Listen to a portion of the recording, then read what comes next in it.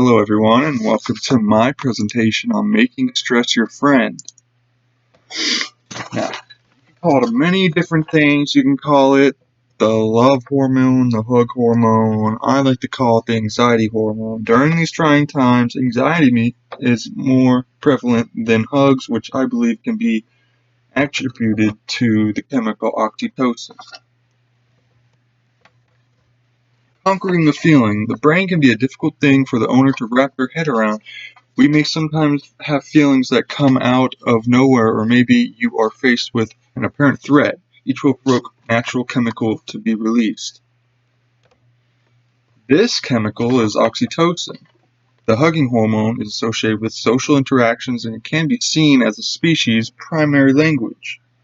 But also, in non-human mammals, the neuropeptide oxytocin has a central role in general behavior regulation, particularly in positive social interactions. I like to think of it as the first language of a mammal.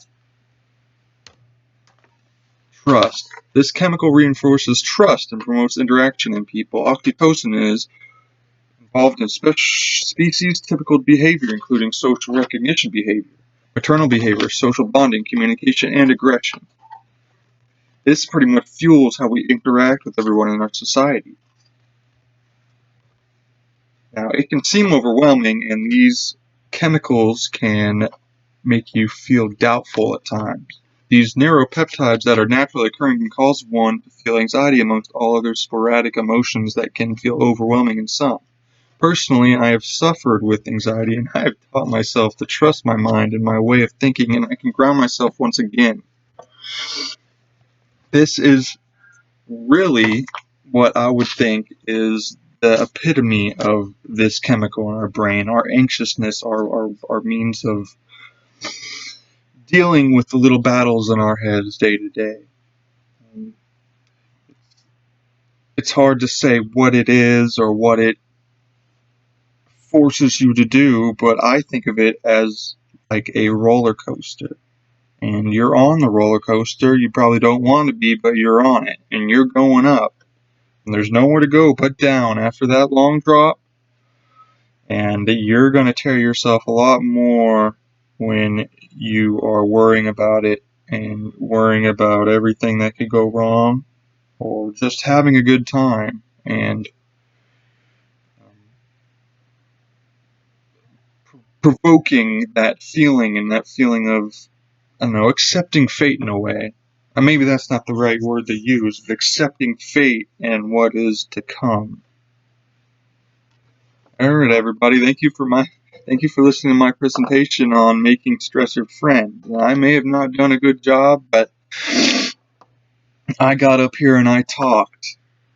And that seems like a big example that you can attribute to how this chemical works. And I'm not a public speaker by any terms, but this definitely reaffirms the situational aspect.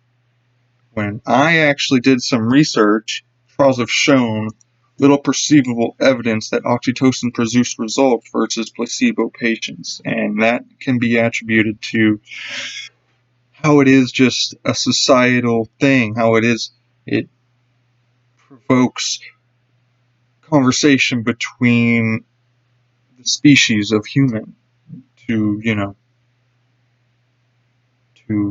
wager, to, it might even be because we're a different missing link, we're a skip and a throw away from primates and everything, but we have this weird key in our head that wants us to be scared or wants us to ask, are you sure I can do this? Is it okay for me to do this? I don't know. What are the repercussions that I do this?